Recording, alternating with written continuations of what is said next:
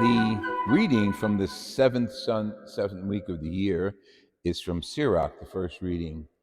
But elements of it certainly prepare us for Ash Wednesday tomorrow and open for us an idea of what we should be facing during the season of Lent. It's funny because Sirach is telling the people, whoever serves the Lord, get ready to suffer. A little ironic. Be sincere and steadfast, and you will be received by God. Wait on God, accept what befalls you. When sorrowful, be satisfied. In crushing misfortune, be patient. Elements of that are preparing us, I think, for Ash Wednesday.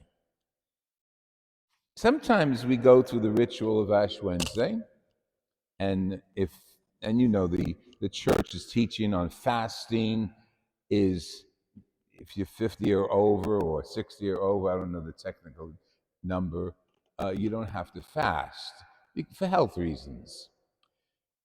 But we still have to feel Lent. Sometimes we can feel Lent by what we do sacrifice, how we extend ourselves to someone in need especially. We can still feel Ash Wednesday and be praising God and yet be inconvenienced. And that inconvenience comes with the mandate of Ash Wednesday, prayer, fasting, and abstinence. So think of what we can abstain from. Each one of us can ask him or herself, what can I abstain from during this season of Lent that will bother me? If it doesn't bother you to abstain from it, don't bother. It should bother you, and I think of Mother Teresa's words, give until it hurts. So she's right on target there with the idea that comes to us from Sirach, and the inconvenience that the Lord is asking us to absorb during the season of Lent. And the inconvenience could be fasting from a certain kind of food or behavior, and that extends to a lot of our behaviors. Fasting from it, don't do it as much. Abstaining, staying away from it completely. Staying away from what?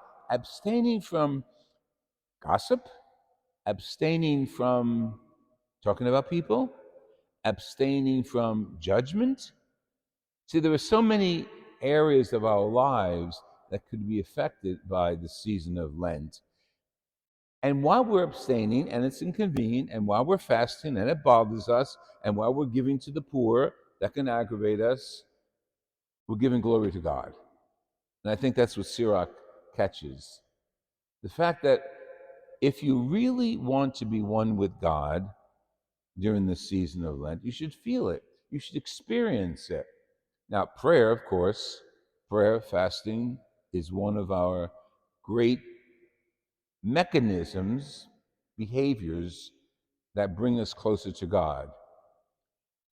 I'm not one of those priests who in confession says, go say 5 Hail Marys or say the Lord's Prayer. I don't give prayer as a penance. My penances are usually actions based on the person's confession. So if the action is related to interpersonal relationships, I focus on that for the penance, to be kind, be forgiving, stay away from, and many other examples of people that lead us into sin, places that lead us into sin, ideas and gossip that leads us into sin. I think it's more important for the individual to experience the discomfort of loving God. That discomfort doesn't come all the time, but the Book of Sirach said, hey, listen, if you're going to worship God, You've got to experience and be ready for discomfort. All the time? No. For us Catholics, the season of Lent is a perfect time for that. Think of what my discomfort could be. This is Mardi Gras, Fat Tuesday, the day many countries and many parts of our country have big festivities, celebrating, eating, drinking, usually in more than abundance, over the top. And the next day, Ash Wednesday, becomes a full day of experiencing nothing like that, like Fat Tuesday, like celebration, like over drinking, overeating, all that. So it puts us in touch with our bodies. And it's right there where we could be inconvenienced in praising God. And again, charity is one of the main staples of Lent. To be charitable, yes, financially, that's very important in a practical level. But if it doesn't affect you to give charitably to someone or some agency or the church's collections, if it doesn't affect you, you don't feel it, don't bother. Maybe the pastor might not agree with that, but don't bother. Because charitable giving should affect us, and it should come from our hearts, and it should come from our pockets as well. And not every one of us can spare a lot of money. Just to feel it, just to experience it. And again, quoting Mother Teresa, we should give until it hurts. Not only money, but love and forgiveness, charity and understanding. Until it hurts. Most of us are adults who can respond for ourselves when someone says something nasty. And if we don't respond to that person, we talk about him or her behind their back. That would be a great experience to give up. To not want to get even with someone who offended me. And in not getting even with someone, we're swallowing our pride and giving glory to God. It's woven into our faith. It's woven into the greatest symbol of Lent that we have, and that's the cross.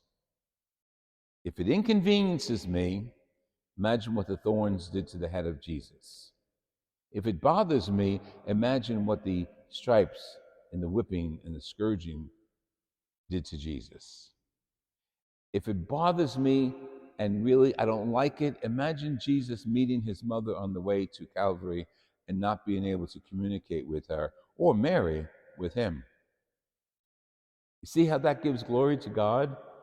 Because we join our spirits with the cross. And it's not a useless event. We've heard at the sports, people say, no pain, no gain. Pretty much along those lines.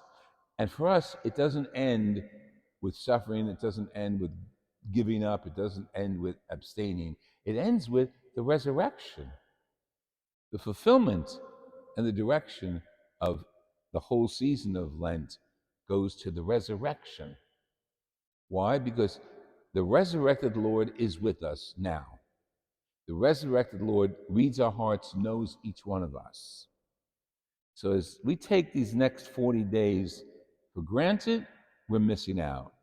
If we do something according to the Book of Sirach that really encourages us to experience God, it might be, as the book author says, a crucible for humiliation.